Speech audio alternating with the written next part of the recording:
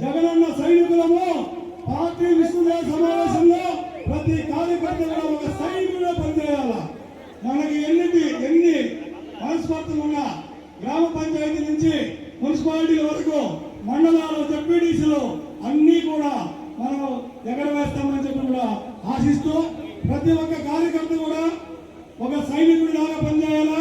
వైఎస్ఆర్ కాంగ్రెస్ పార్టీని ప్రతి స్థానిక సంస్థల ఎన్నికలలో మనం ఎదుర్కోవాలా.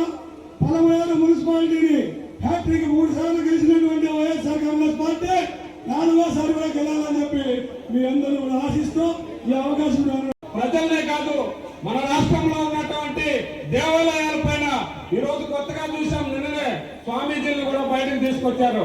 అంటే 2 విషయాలు, రాజశేఖర రెడ్డి గారు ముఖ్యమంత్రిగా ఉన్నప్పుడు కానీ జగన్మోహన్ రెడ్డి గారు ముఖ్యమంత్రిగా ఉన్న టైంలో కానీ గౌరవ కరుణాకర్ రెడ్డి గారి సారథ్యంలో మన నియోజకవర్గంలో ఉన్నటువంటి కీలపట్ల కోనేటి రాయి వెంకటేశ్వర స్వామిని కూడా టీటీడీకి వాళ్ళు హ్యాండ్ ఓవర్ చేసుకోవడం జరిగింది. అదే కాకుండా టీటీడీ ద్వారా ఎన్నో అభివృద్ధి కార్యక్రమాలు, ఎన్నో దేవాలయాలు ఏర్పాటు చేసినటువంటి ఘనత వాళ్ళకు ముగ్గురికే దక్కింది. కానీ ఈ రోజు చంద్రబాబు మనకు అందరికీ తెలుసు, రాష్ట్రంలో ఉన్నటువంటి అనేక దేవాలయాలు కూల్చడం జరిగింది. అది అందరూ కూడా మనం టీవీలో ప్రసార మాధ్యమాల్లో చూసాం. ఇప్పుడు దేవుళ్ళు కూడా రాజకీయాల్లోకి తీసుకొచ్చి మరి ప్రజల్లో ఉన్నటువంటి జగన్మోహన్ రెడ్డి గారి పైన ఉన్నటువంటి మమకారాన్ని, జగన్మోహన్ రెడ్డి గారి పట్ల ఉన్నటువంటి అభిమానాన్ని తుడిచివేయలేనటువంటి దురుద్దేశంతో ఈ రోజు నీచమైనటువంటి రాజకీయాలు చేస్తున్నటువంటి ఈ కూటమి పరిపాలన పైన, కూటమి చేస్తున్నటువంటి అరాచకాల పైన తప్పకుండా పిఎన్ స్టేట్ సెక్రటరీని వేదిక మీద రావాల్సిందిగా కోరుతాను. తప్పకుండా మనం అందరూ కూడా నడుం బిగించాల్సినటువంటి అవసరం ఉంది. ఎందుకంటే మనం అందరూ కూడా ప్రతి ఒక్కరు కూడా భగవంతుని కొలిసి నిద్రలేస్తే దేవుణ్ణి ఆరాధించేటువంటి మన జిల్లాలో ఉన్నటువంటి కలియుగ వెంకటేశ్వరుని ఆరాధించి మనము కార్యక్రమాలు మొదలు పెడతాం. అలాంటి దేవుడికే ఈ రోజు ఇబ్బంది కలిగే విధంగా ఈ రోజు కూటమి ప్రభుత్వం పరిపాలన సాగిస్తా ఉంది. మేమందరూ కూడా మాట్లాడటం మీ స్థాయిని దిగజారుతుంది. గుర్తుపెట్టుకోండి అమర్నాథ్ రెడ్డి గారు తెలియజేస్తున్నా. ఎందుకంటే నువ్వు మా తాత, మా నాయన, నేను అని చెప్పుకునేటువంటి కాదు.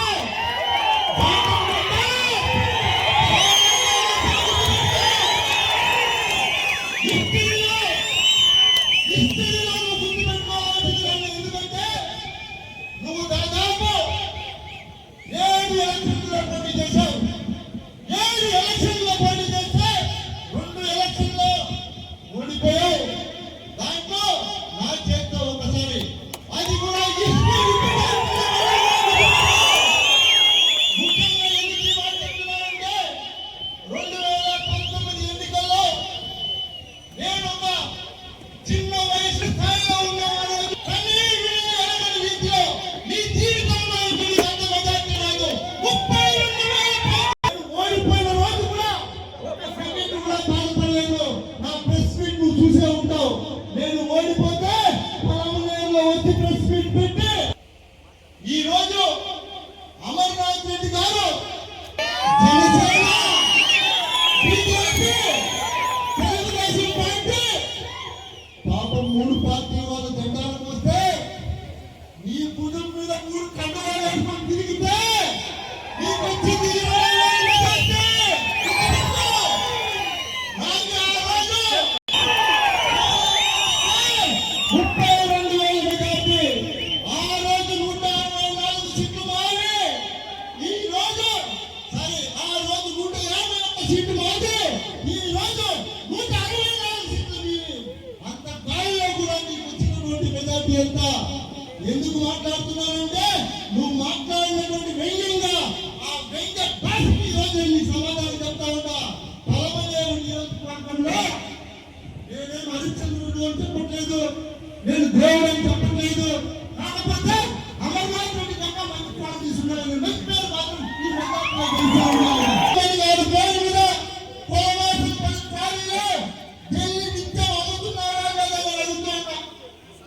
మర్చిపోగా మీరందరూ కూడా గమనిస్తారు. ఈ కూటమి ప్రభుత్వ అధికారంలోకి వచ్చిన తర్వాత ఏ చేసిన వాడైనా తెలంగాణలో ఉన్నారా?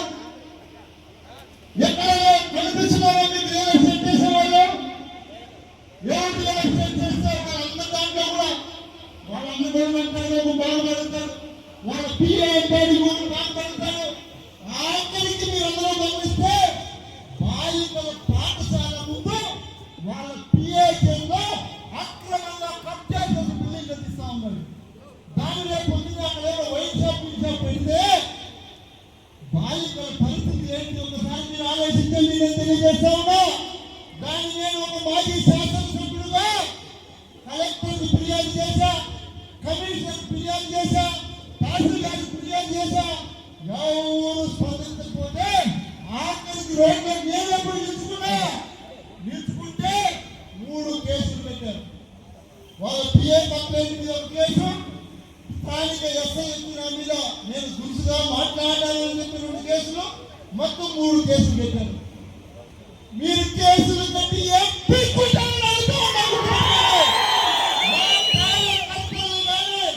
మమ్మల్ని కానీ మీరు ఎంత అలగదొక్కాలనుకుంటే మీకు అంత ఇబ్బంది ఉంటుంది. గుర్తుపెట్టుకొని రాబోయే రోజుల్లో ఏం చేస్తా ఉన్నా.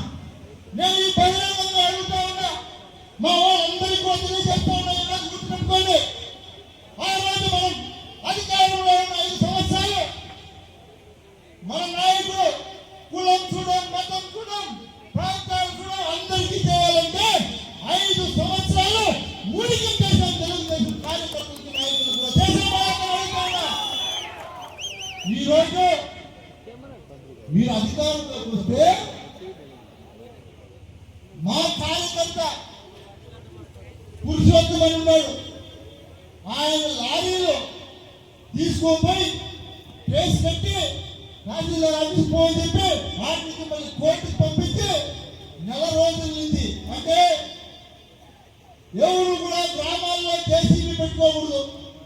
తెలుగుదేశం నాయకుడు చెప్పినోడే జేసీబీ పెట్టుకోవాలా, వాడు చెప్పినోడే మట్టి తోలాలా, వాడు చెప్పినోడే ఇసుక తోలాలా, వాడు చెప్పినోడికే తోలాలా, వాడు చెప్పినట్టే ఇవ్వాలా. ఈ రూల్ మా ప్రభుత్వంలో మా నాయకులు ఈ వేదిక అందరికీ చెప్తా ఉన్నాం. మీరు కూడా అందరికీ సపోర్ట్ చేశారు.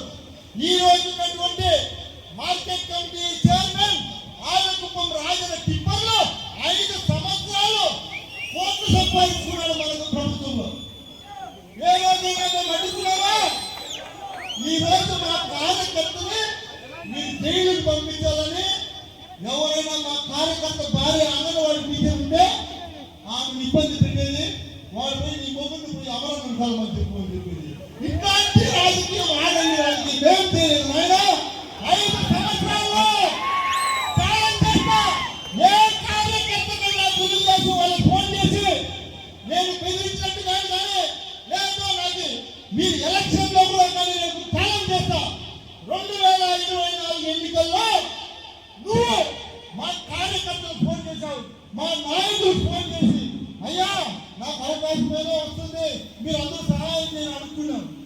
కానీ ఏ తెలుగుదేశం నాయకుడికి కూడా నేను నా జీవితంలో ఫోన్ చేసి నాకు సహాయం చేయడం అడగలేదు. గుర్తుపెట్టుకోండి. అంత నిశ్చయంగా నేను రాజకీయం చేశాను. ఎందుకు ఇవన్నీ చెప్పాల్సి వస్తుందంటే ఈ రోజు జరుగుతున్నటువంటి పరిణామాలు పదమూడేళ్ళు మరీ దారుణంగా తయారయ్యాయి. మొన్నటికి మొన్న బైరెడ్డిపల్లి కావచ్చు, బీకోట కావచ్చు, ఎక్కడైనా సరే ప్రభుత్వ పాఠశాలలో కాంప్లెక్స్ చూశారు మీరు.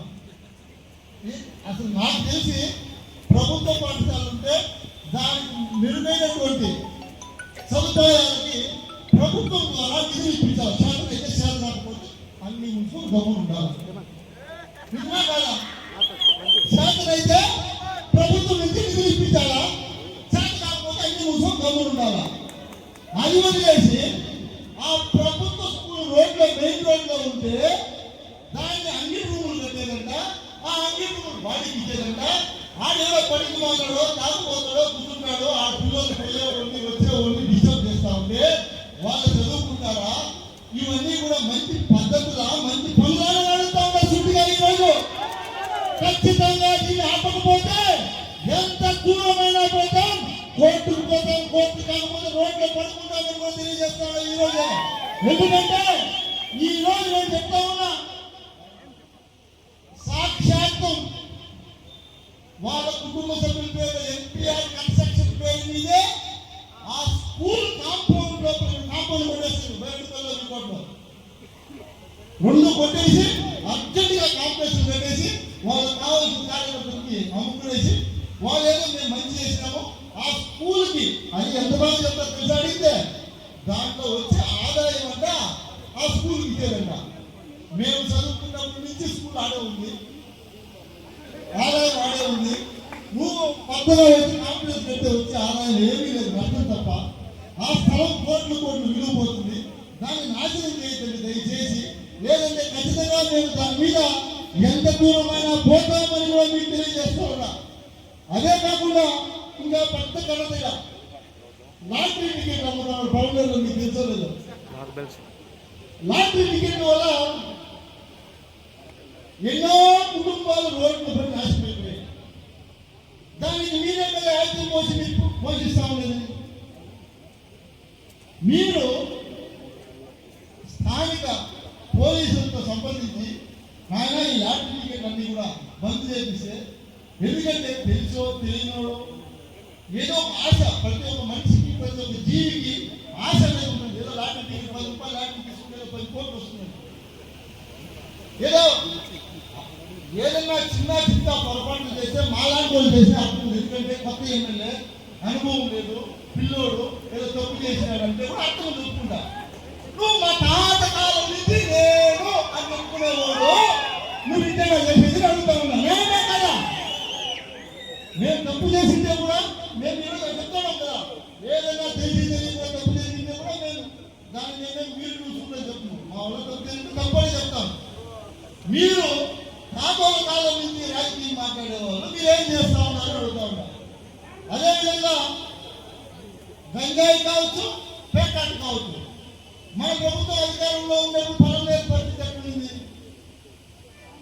ఈ రోజు పరిస్థితి ఏమైంది చూసుకోండి. అదేవిధంగా ఈరోజు బెల్ట్ షాపులు మీ ఊర్లలో నాకు తెలిసి మామూలుగా పల్లెల్లో ఉంటుంది.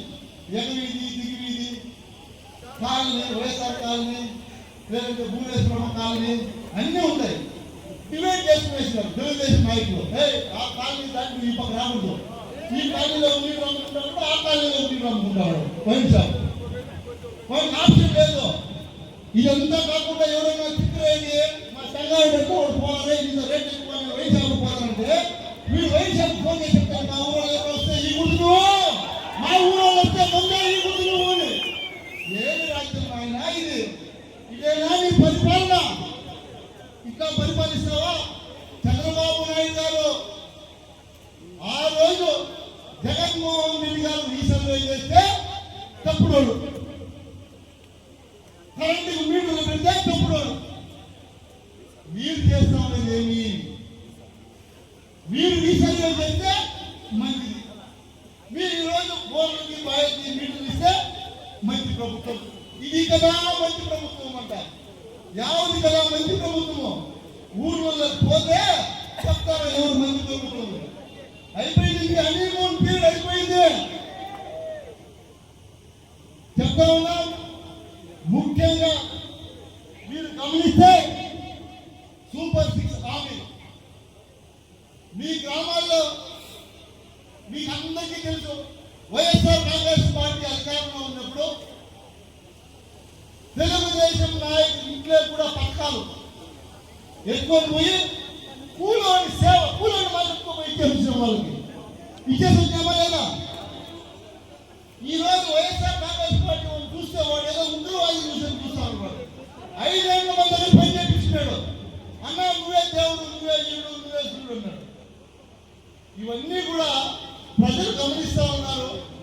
ఖచ్చితంగా రాబోయే రోజుల్లో మీకు ఇవన్నీ కూడా బుద్ధి చెప్తారు. ఇప్పటికైనా మీరు మారి ఏదైతే మీరు కూటమి ప్రభుత్వం అమలు చేసినటువంటి ఆ రోజు హామీలు ఉన్నాయో వాటన్నింటినీ కూడా పూర్తి స్థాయిలో నెరవేర్చాలని మా డిమాండ్.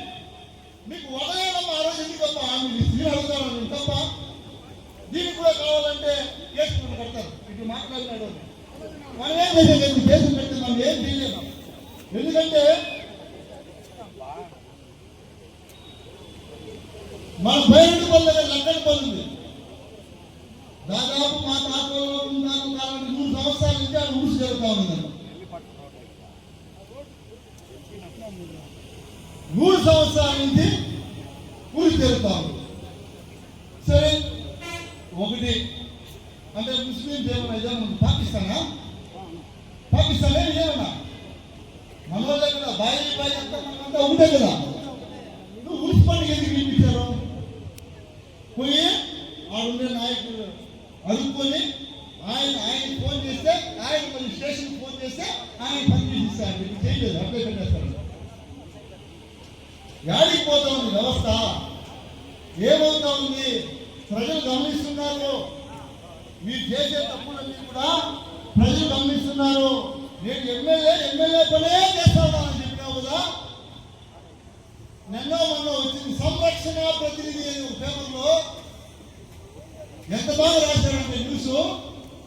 కలెక్టర్ గారు కాపాడండి, గంగవరంలో 30 కోట్ల విలువైన భూమిని కబ్జా.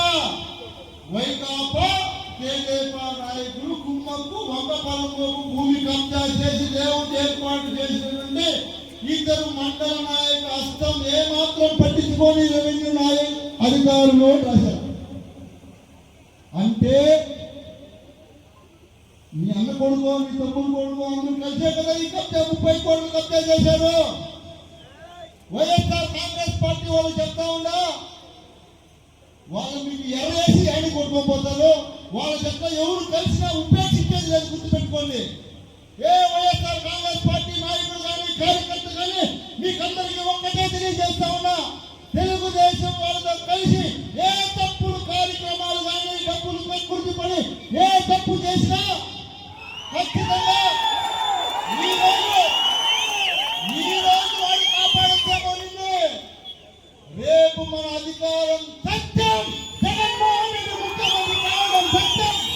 ఆ రోజు వాడు యాడికి తిన్నోడు జైల్లో ఉండే అర్థమవుతుంది. ఎర్ర తిన్నోడు కూడా మన దగ్గర జైల్లో గుర్తుపెట్టుకోండి.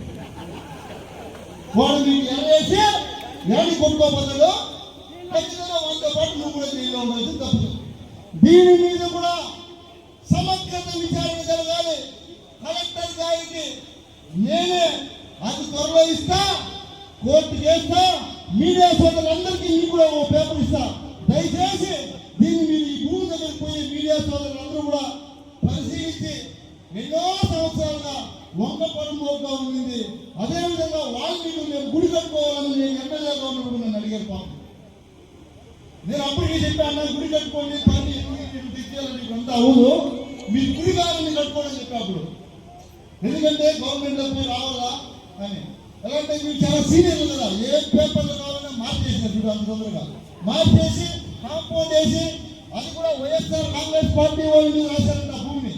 అంటే మనం ఎవరు అడుక్కున్నా ఉంటాం కదా రేపు. ఎంత తెలివిగా చేశారు చూడండి మీరంతా కూడా.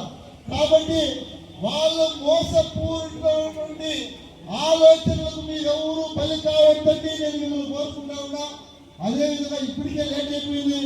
అన్నగారు పెద్దలు కరుణాకర్ రెడ్డి గారు ఇప్పుడు మాట్లాడతారు.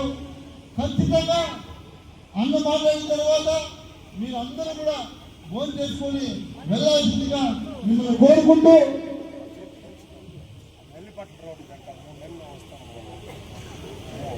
ఇంకా ఉండదు మీటింగ్ అంతా ఒకే రోజు మాట్లాడే స్థితి. ఇంకా 3 సంవత్సరాలు మాట్లాడలేదు మనం. ఈ రోజే మాట్లాడే స్థితి 3 సంవత్సరాలు మాట్లాడాలా.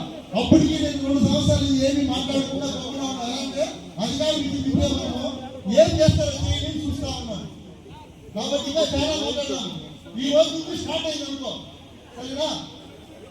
ఇప్పుడు మన నాయకుడు జగన్మోహన్ రెడ్డి గారు శ్రద్ధ వహించమని ప్రతి నియోజకవర్గంలోనూ 8,000 మంది కార్యకర్తలతో కమిటీలు నిండాలని, తద్వారా ఎవరైతే పార్టీకి సుశిక్షితులైనటువంటి సైనికులుగా తయారవుతారో వాళ్లతోనే మళ్ళీ మన ప్రభుత్వం వచ్చిన తర్వాత ప్రభుత్వ పాలన సాగుతుంది అన్నటువంటి ఆలోచనతో మన నాయకుడు చేస్తున్నటువంటి ఒక గొప్ప ప్రయోగం ఇది.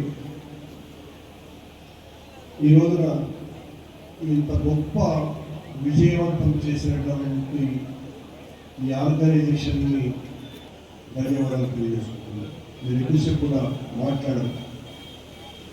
చంద్రబాబు నాయుడు గారు ఆయన చేస్తున్నటువంటి తప్పులే కాదు, పాపాలు, అపచారాలు, నేరాలు, ఘోరాలు. తప్పులు చేసినటువంటి వాళ్ళను క్షమించవచ్చు, అపచారాలు, ఘోరాలు, నేరాలు చేసేటువంటి వాళ్ళను క్షమించలేదు. జగన్మోహన్ రెడ్డి గారిని రాజకీయంగా పూర్తిగా సమాధి చేయలేము అన్న ఆలోచనతో మీకందరికీ కూడా గమనించి ఉంటారు. మీరు ఎన్నికలైన వెంటనే ఈనాటి స్పీకర్ తన స్నేహితుడు ఒకరితో మాట్లాడుతున్నాడు. ఆ స్నేహితుడు చెప్తున్నాడు, వాడు ఓడిపోయాడు కానీ చచ్చిపోలేదు అని. అవునవును, చచ్చిపోలా అని అయ్యన్న పాత్రుడు గారు అంటారు. అంటే వాళ్ళ ఆశయం జగన్మోహన్ రెడ్డిని సమూలంగా నాశనం చేయడం. జగన్మోహన్ రెడ్డి ఇచ్చిన పథకాల కంటే కూడా మేము చాలా ఎక్కువ పథకాలు ఇస్తాం, ఆయన చేసిన దానికంటే ఎక్కువ చేస్తామని చెప్పి ప్రజలు నమ్మించాడు చంద్రబాబు నాయుడు గారు. వాగ్దానం నిజమని నమ్మినారు. తను చేస్తున్నటువంటి దానికంటే 2.5 లక్షల కోట్లు ఎక్కువ సాయం చేస్తానని చెప్తే ఓట్లు వేసిన 2 సంవత్సరాలు అయిపోతుంది. ఒక్క హామీని కూడా నెరవేర్చకుండా పోయాడు. కానీ మీరందరూ గమనిస్తే ప్రతి నెల ఏదో ఒక కొత్త ఇష్యూను తీసుకొని వచ్చి చంద్రబాబు నాయుడు గారు జగన్మోహన్ రెడ్డి చేసినటువంటి తప్పు, పాపము, ఘోరపోవని మన మీదనే అన్ని నిందలు మోపేయడానికే కాలం గడిచివేశారు. ఒక ప్రభుత్వం అధికారంలోకి వచ్చిన తర్వాత చేయాల్సినటువంటి పని వాళ్ళు ఎన్నికల్లో చేసినటువంటి వాగ్దానాలని అమలుపరచడం. వాగ్దానాలని అమలుపరచకపోగా మీద జగన్మోహన్ రెడ్డి గారి మీద ఏమి చేయలేక ఆత్మరక్షణలో పడిపోయినటువంటి చంద్రబాబు నాయుడు ఇక దిక్కుతోచక ఆయన ఇచ్చినటువంటి హామీలు నెరవేర్చే పరిస్థితులలో లేకపోయిన కారణంగా ప్రజలు తిరగబడేటువంటి పరిస్థితి వచ్చింది. కనుక మనల్ని ప్రతిఘటించేటువంటి నాయకుడు ఒక్కడు ఈ రాష్ట్రంలో, ఆ ఒక్కడు జగన్మోహన్ రెడ్డి. కనుక మతం పేరుతో దెబ్బతీయాల జగన్మోహన్ రెడ్డిని. ఇతను హిందూ వ్యతిరేకి అనే ముద్ర వేసి మనల్ని రాజకీయంగా వెలియటానికి ప్రయత్నం ప్రారంభించాడు. అది కూడా మొన్ననే మాట్లాడినాడు. మొన్న ఆయన, పవన్ కళ్యాణ్, ఆ బీజేపీ అధ్యక్షుడు ముగ్గురు కలిసి ఒకటే మాట, ఇది ఆర్థికపరమైనటువంటి విషయం కాదు లడ్డూలో, ఇది కేవలం దేవుడిని ఉద్దేశపూర్వకంగా ద్రోహం చేయటమే, హిందువుల మీద దాడి చేయటమే, హిందూ వ్యతిరేకత ఉన్న వాళ్ళు మాత్రమే ఈ పని చేస్తారు అని మాట్లాడాడు. కానీ సిట్ ఏ నివేదిక ఇచ్చింది సంవత్సరం పాటు? తన నివేదికలో ఎక్కడ ఆవు కొవ్వు, పంది కొవ్వు, చేప నూనె కలవలేదు అని స్పష్టంగా కోర్టుకు చెప్పింది. అలాగే ఒక ముఖ్యమైన విషయం ఏం చెప్పింది? ఏదైతే జరిగిందో తప్పు, ఆ తప్పుకు ఎవ్వరూ రాజకీయ నాయకులు బాధ్యులు కారు. చాలా ముఖ్యమైనటువంటి మాట. అంటే జగన్మోహన్ రెడ్డి గారు కానీ, వైవి సుబ్బారెడ్డి కానీ, నేను కానీ, మా పాలక మండళ్ళు కానీ ఎవ్వరూ కూడా బాధ్యులు కారు. 1 ఆవు కొవ్వు కలపలా, 2 రాజకీయ నాయకులకు సంబంధంలా, 3 మరో ముఖ్యమైన విషయం ఏం చెప్పింది? టీటీడీలో ఉన్నటువంటి కొద్దిమంది అధికారులు సరఫరా చేసినటువంటి నెయ్యి సరఫరా చేసినటువంటి ఆ పాల ఉత్పత్తిదారులు, టెక్నికల్ ఎక్స్పర్ట్స్, వీళ్ళు ముగ్గురు కుమ్మక్కై లాలూచి పడి చేసినటువంటి తప్పు ఇది అని చెప్పింది.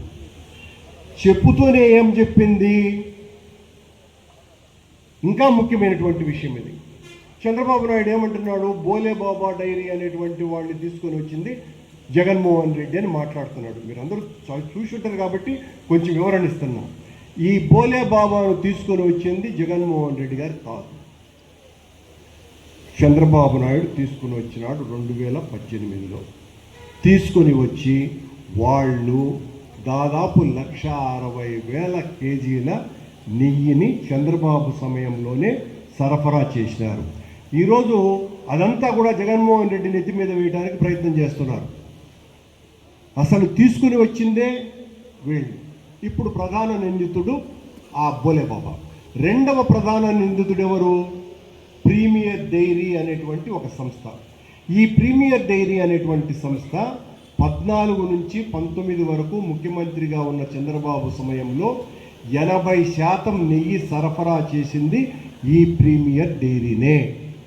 ఇంకొక మాట కూడా చంద్రబాబు మాట్లాడిన మాటలు వినుంటారు. మళ్ళీ ఈయన మన పవన్ కళ్యాణ్ చాలా ఎక్కువ మాట్లాడాడు. అసలు నెయ్యి 350 రూపాయలకి ఎట్లా వస్తుందండి, నాణ్యమైన నెయ్యి 2000 రూపాయలకు కదా వచ్చేది అని చెప్తూ ఉన్నటువంటి వీళ్ళు చంద్రబాబు సమయంలో ఈ ప్రీమియర్ డైరీ, ఈ బోలేబాబా డైరీ 271 రూపాయలకే నెయ్యిని సరఫరా చేసినాయి టీటీడీకి. అంటే అవన్నీ పక్కన పెట్టేసి వాళ్ళ దగ్గర పత్రికలు ఉన్నాయి, వాళ్ళ దగ్గర ప్రసారం ఛానళ్ళు ఉన్నాయి, రోజు జగన్మోహన్ రెడ్డి మీద బండ వేస్తూ ఉంటే సరిపోతుంది అని. మీరు ఇంకొక విషయాన్ని కూడా గమనించి ఉంటారు.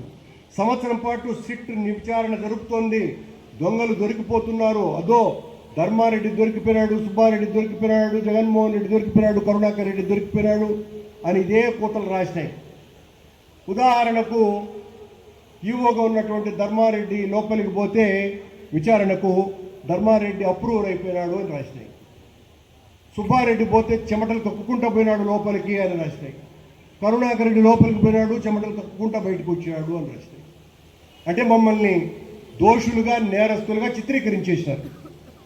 సరే, సిట్ నివేదిక ఇచ్చేసింది, ఎక్కడ మా తప్పు లేదు, జగన్మోహన్ రెడ్డి తప్పు లేదు అని. ఆ రోజు నుంచి ఈ రోజు వరకు కూడా గమనించండి మీరు, రోజు ఇదే సిట్టుని, సిబిఐని తిట్టిన తిట్టు తిట్టకుండా రాస్తానే ఉన్నారు. వీళ్ళు అసలు విచారణ చేయించినారా? దొంగ విచారణ అని. సిట్ ఎవరిదండి? చంద్రబాబు గారి నేతృత్వంలో ఉన్న 2 పోలీసు అధికారులు, ఆయనకు అతి ముఖ్యులు అందులో ఉన్నారు. సిట్టును ఏర్పాటు చేసింది ఎవరు? ఈ దేశంలోనే అత్యున్నతమైన సర్వోన్నత న్యాయస్థాన ప్రధాన న్యాయమూర్తి. వాళ్ళు నియమించినటువంటి సిట్ ఎంక్వైరీలో మేం దొంగలం దొరికిపోతాము అని రాసినటువంటి ప్రబుద్ధులు వాళ్ళు బాగా 8 రాష్ట్రాలలో విచారణ జరిపించినారు, 32 మంది నేరస్తులని ధృవీకరించినారు, తప్పు రాజకీయులది కాదని తేల్చినారు. అయినా చంద్రబాబు నాయుడు గారు ఎట్లా వీళ్ళు దీని నుంచి బయటపడాలా, మనల్ని చెడ్డగా అనుకుంటోంది సమాజమోనని మొదటిసారిగా ఆయన మొన్న పత్రికా సమావేశం 3 పార్టీలని పిలిచినాడు. ఎప్పుడు అట్లా చేయడు.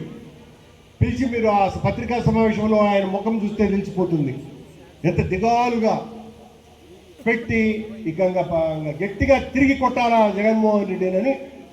ఇది ఆర్థికపరమైనటువంటిది కానే కాదు, ఇది దేవుడి మీదనే జరిగినటువంటి దాడి అనేటువంటిది మొదలుపెట్టినాడు. ఇదంతా నేను ఎందుకు చెప్తున్నానంటే, దేవుడి మీద దాడి చేస్తున్నది, దేవుడికి ద్రోహం చేస్తున్నది, కొండ మీద అపచారాలు నిరంతరము గత 1.5 సంవత్సరాలుగా చేస్తున్నది కూటమి ప్రభుత్వం, చంద్రబాబు గారి నేతృత్వంలో ఉన్నటువంటి ప్రభుత్వము అన్న విషయాన్ని ఇక్కడ ఉన్న మీ వేల మంది కార్యకర్తలందరూ కూడా, మొత్తం పలమనేరు నియోజకవర్గం అంతా కూడా మన నాయకుడిని హైందవ ద్రోహిగా, దోషిగా చిత్రీకరించే ప్రయత్నం చేస్తున్న చంద్రబాబు యొక్క అరాచక రాజకీయ విధానానికి చరమగీతం పాడటానికి ప్రజలందరికీ కూడా తెలియజెప్పాల్సినటువంటి బాధ్యత మీ అందరినీ తీసుకోవాల్సిందిగా నేను ప్రార్థిస్తున్నాను. జగన్మోహన్ రెడ్డి గారు కానీ, రాజశేఖర రెడ్డి గారు కానీ వారి పాలనలో హిందూ సమాజానికి, హైందవత్వానికి, వెంకటేశ్వర స్వామి ఆలయానికి చేసినటువంటి సేవ ఒక కరతలామలకమైనటువంటిది, అది జగద్విదితమైనటువంటిది. ఇప్పటి వరకు చరిత్రలో ఏ ఒక్క రాజు కానీ ఏ ఒక్క ముఖ్యమంత్రి కానీ చేయనంత గొప్ప సామాజిక సేవ చేసినటువంటి వ్యక్తులు జగన్మోహన్ రెడ్డి, రాజశేఖర రెడ్డి గారు మాత్రమే. కాకపోతే మనం చేసినటువంటి తప్పల్లా ఒక్కటే, ఆ చేసినటువంటి మంచి పనుల్ని చెప్పుకోలేకపోవటమే. టీటీడీ ద్వారా వెంకటేశ్వర స్వామికి కాదు, మొత్తం హిందువులందరికీ కూడా మంచి చేయాలన్నటువంటి తపన అనేక సార్లు సందర్భాలలో ప్రస్తావించుకున్నాం. ఇక సమయం లేదు కాబట్టి మీ అందరినీ విజ్ఞప్తి చేస్తున్నా, రాజకీయాలకు మతాన్ని ముడిపెట్టి రాజకీయంగా మనల్ని అంతమొందించడానికి తిరుమల లడ్డూని ఒక చేతి నాటు బాంబుగా మార్చి మన నెత్తి మీద వేసి మన హైందవ ద్రోహులుగా చిత్రీకరించేటువంటి చంద్రబాబు, పవన్ కళ్యాణ్ గారుల యొక్క వికృత రాక్షస క్రీడను మనం ఎండగట్టాల్సినటువంటి అవసరాన్ని ఈ సమావేశం ద్వారా మరొక్కమారు గుర్తు చేస్తూ, ఇంత చక్కగా మీరంతా కూడా ఇంత సమయం ఈ సభలో ఉండి ఇంత ప్రశాంత వాతావరణంలో నడిపించినారు అంటేనే మనలో ఎంత కసి రగులుతోందో. జగన్మోహన్ రెడ్డి గారిని ముఖ్యమంత్రిని చేయాలా, చంద్రబాబు పరిపాలనను కూకటి వేళ్లతో పెకలించి వేయాలా, తమ్ముడు వెంకయ్య గౌడను శాసనసభ్యునిగా ఎన్నుకోవాలా అన్నటువంటి మీ తపనకు జేజేలు పలుకుతూ సెలవు.